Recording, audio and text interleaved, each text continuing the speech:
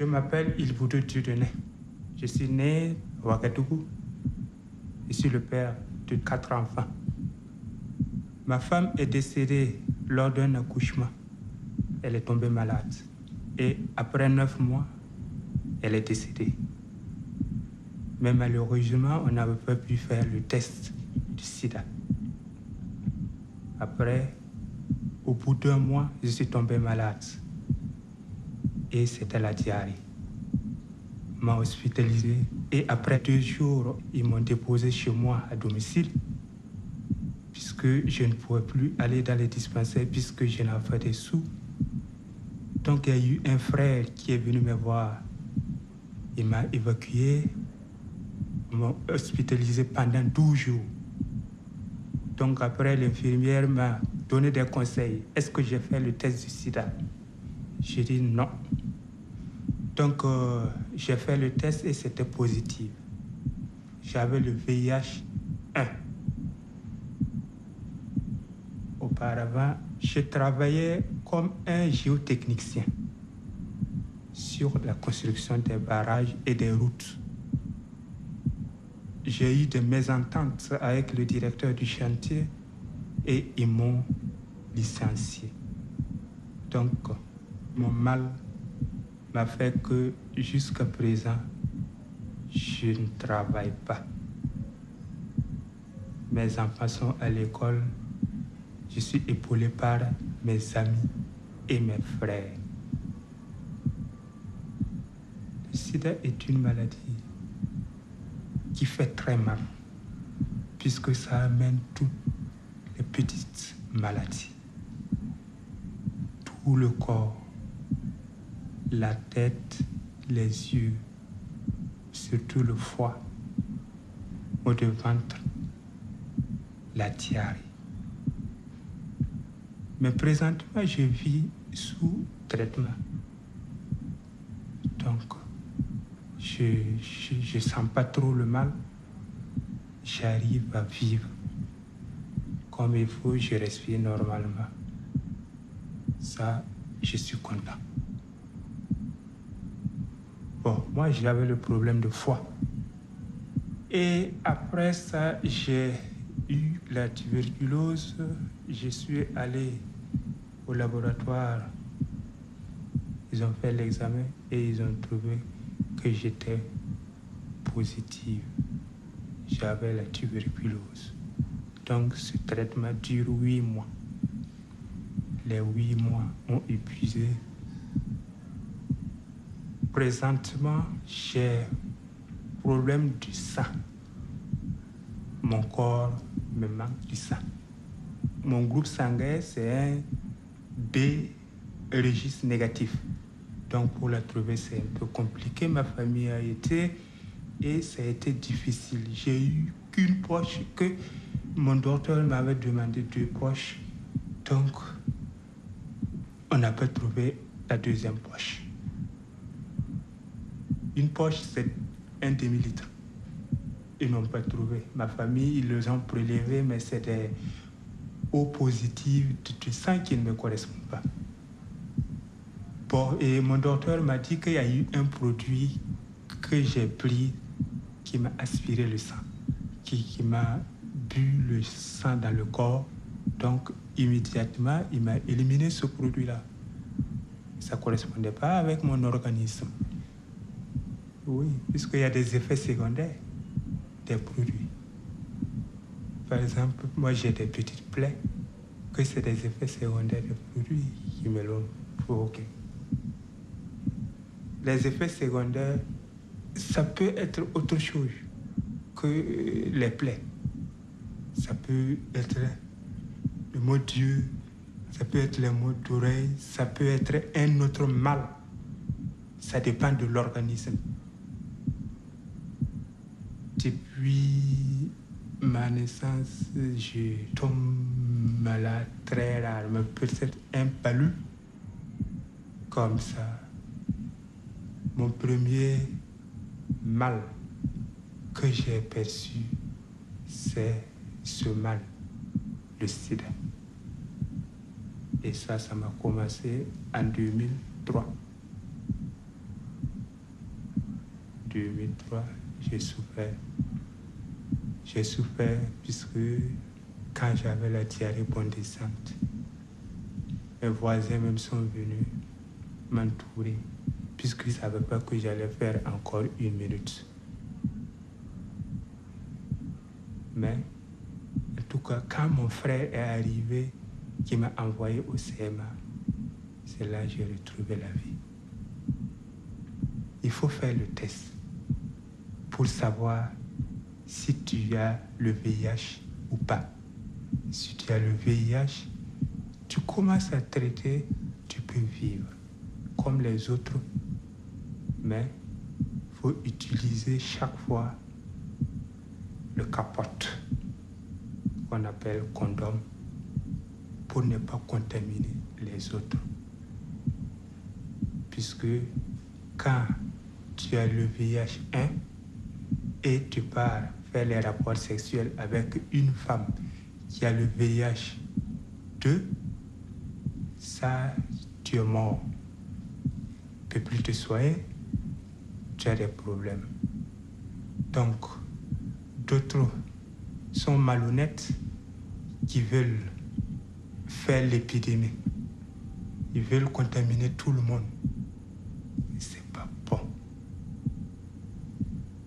Moi, j'ai vu des filles qui sont séropositives, qui tournent dans les bars avec des hommes. Puisque c'est des filles qui se sont soignées et qui sont bien en forme. Tu ne peux pas les savoir, voir et puis savoir qu'ils possèdent le VIH. Donc, moi, je suis sûr que ces filles-là contaminent les gens. Bon, moi, je ne suis pas sûr à 100% que ce n'est pas la voie sexuelle que j'ai eu mon virus. Puisque sur le chantier, il y a eu beaucoup d'accidents. Que nous, on les a ramassés avec du sang comme ça, puisque en ce moment, on ne savait pas. Il n'y a pas de gants, c'est dans la brousse. Bon, mais un homme est un homme. Et sur le chantier, je ne partais pas avec ma femme. Je vivais seul. Des fois, tu vas avoir une copine. Bon, puisque je prenais de l'alcool. Quand je travaillais, je prenais la bière. Des fois, je pars dans les maquis. Et les maquis, est souvent des femmes.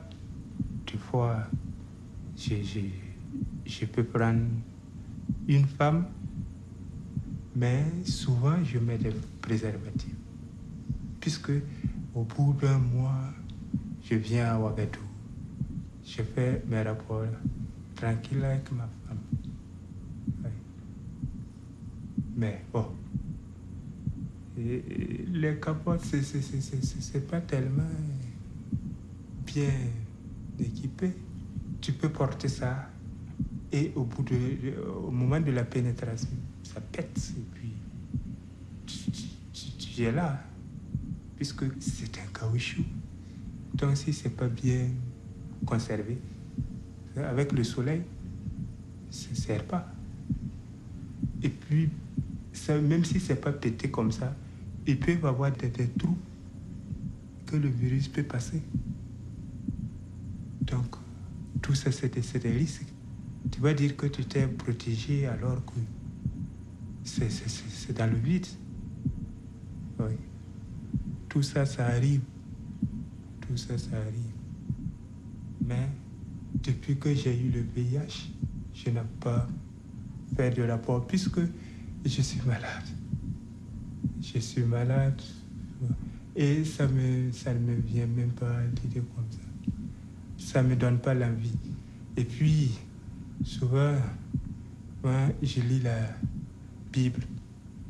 Donc, je suis souvent concentré. Quand tu es concentré sur la Bible, tu n'aimes pas les rapports comme ça, au hasard. C'est interdit. Il faut te marier avec une femme pour faire des rapports sexuels. Pas faire des rapports avec des femmes d'autrui. C'est pas bon. La Bible interdit ça.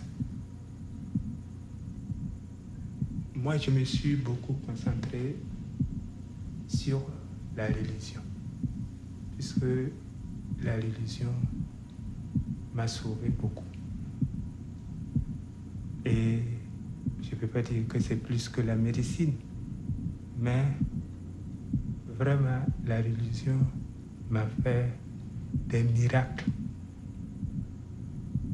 Sans ça, je ne croyais pas que j'allais survivre jusqu'à présent. Donc, je pense que c'est Dieu qui m'a sauvé de la mort.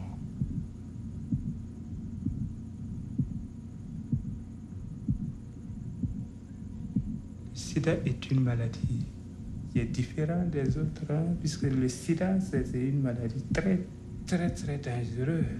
Ça fait très mal. Ça fait très mal. Ça amène beaucoup de petites maladies dans le corps. Souvent, ça commence par les répétitions d'un palu. Tu as un palu aujourd'hui, tu prends les produits, après, au bout de 20 jours, ça réplique. Donc, tu as le corps chaud, c'est la fièvre, tu trembles, ça te coupe, l'appétit aussi, et ça t'affaiblit le sang. Le sang devient autre chose. Il te faut vraiment des remèdes le plus vite possible. Mais beaucoup de fois, c'est la diarrhée que ça se déclenche. Une diarrhée bondissante. Une diarrhée vraiment que c'est de l'eau que tu chies, quoi. Tu n'arrives même pas à manger. Tu chies seulement de l'eau. Mais plus souvent, après la diarrhée, tu as problème de foie. La foie te fait mal. Et quand tu as le foie faible, toi-même tu deviens faible. Si tu te lèves, tu t'indignes, tu ne peux pas marcher. Le sida peut donner des boutons sur le corps. Ça donne des plaies et ça peut faire perdre la vue, des maux d'yeux, des maux d'oreille, un peu partout dans le corps. Donc, le sida, c'est pas une maladie en tant que telle comme ça, mais c'est des petites maladies réunies qui font le sida. La tuberculose, une maladie très dangereuse, puisque tu peux passer toute la nuit à tousser. Tu ne peux pas dormir. Tu ne peux pas marcher. Et tu as des problèmes de nerfs. Tes nerfs te font mal. Et ça te coupe l'appétit vite.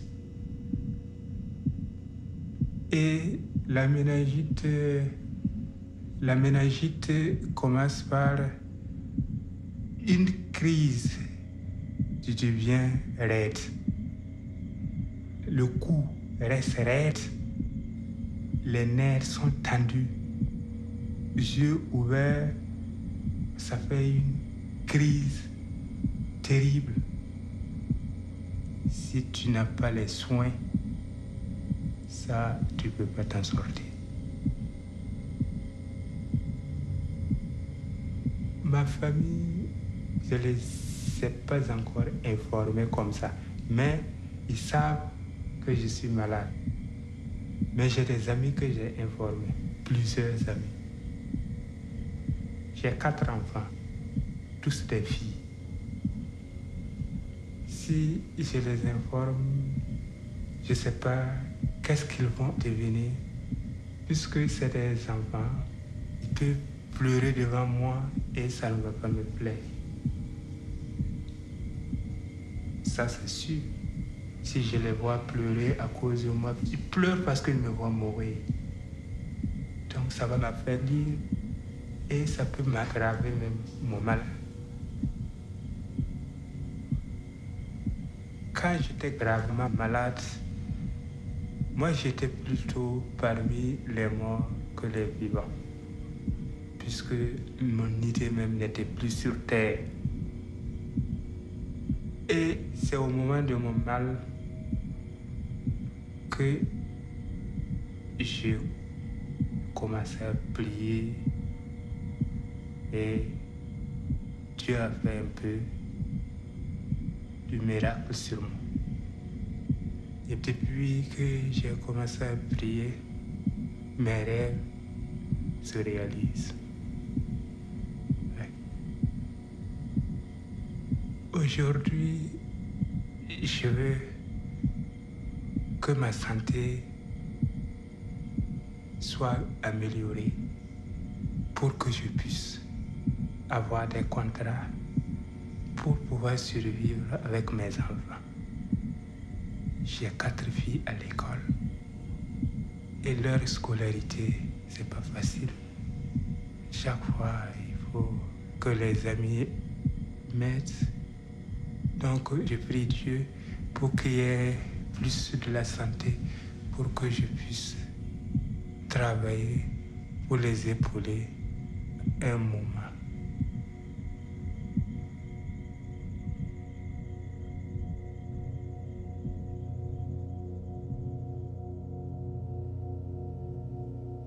Notre Père qui est aux cieux, que ton nom soit sanctifié, que ton règne vienne, que ta volonté soit faite sur la terre comme au ciel.